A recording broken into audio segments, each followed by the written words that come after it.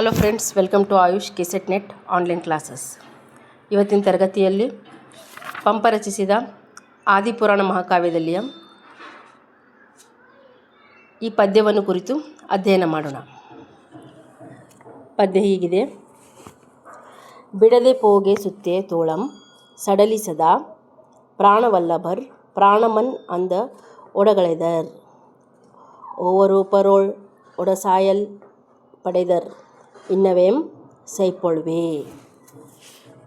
ಇದರ ಅರ್ಥ ಹೀಗಿದೆ: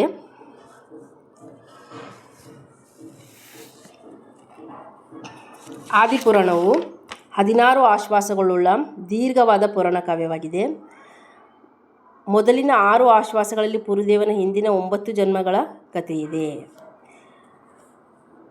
ಆ ಜನ್ಮಗಳು ಜಯವರ್ಮ, ಮಹಾಬಳ, ಲಲಿತಾಂಗ, ವಜ್ರಜಂಗ, ಆರ್ಯ, ಶ್ರೀಧರದೇವ, ಸುವಿಧಿ, ಅಚ್ಯುತೇಂದ್ರ, ವಜ್ರನಾಭಿ, ಕೊನೆಗೆ ಅಹಮೇಂದ್ರ.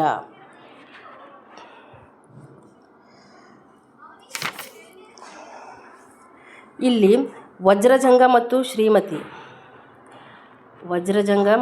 ಶ್ರೀಮತಿ ಇವರ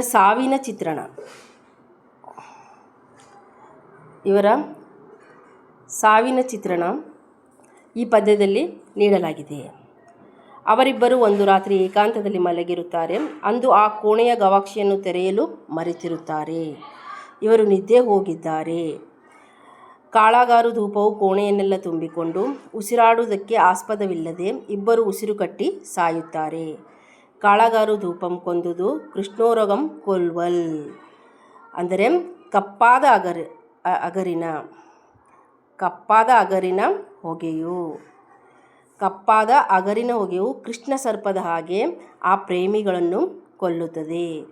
ಜೀವಿಸಿದಾಗ ಅತ್ಯಂತ ಅನ್ಯೋನ್ಯವಾಗಿ ಬಾಳಿದ ಅವರು ಸಾಯುವಾಗಲೂ ಜೊತೆಯಾಗಿಯೇ ಸತ್ತರು.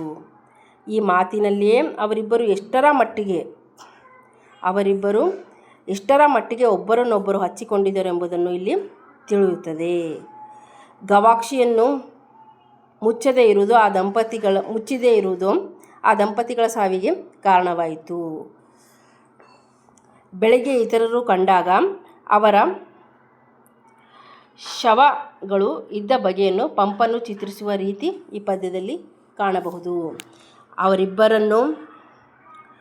ಅವರಿಬ್ಬರನ್ನು ಹೊಗೆಯು ಆವರಿಸಿದ್ದರೂ ಆ ಪ್ರಾಣವಲ್ಲಭರು ಪರಸ್ಪರನ್ನು ತಬ್ಬಿಕೊಂಡಿದ್ದರು. ಹಾಗೆಯೇ ಜೊತೆಯಲ್ಲೇ ಸಾವನ್ನಪ್ಪಿದರು. ಹೀಗೆ ಪ್ರೇಮಿಗಳು ಜೊತೆಯಲ್ಲೇ ಸಾಯುವುದಕ್ಕಿಂತಲೂ ಬೇರೆ ಪುಣ್ಯವಿದೆಯೇ? ಇಲ್ಲಿ ಜೊತೆಯಲ್ಲಿ ಪ್ರಾಣ ಬಿಟ್ಟ ಪ್ರೇಮಿಗಳನ್ನು ಪ್ರಾಣವಲ್ಲಭರ್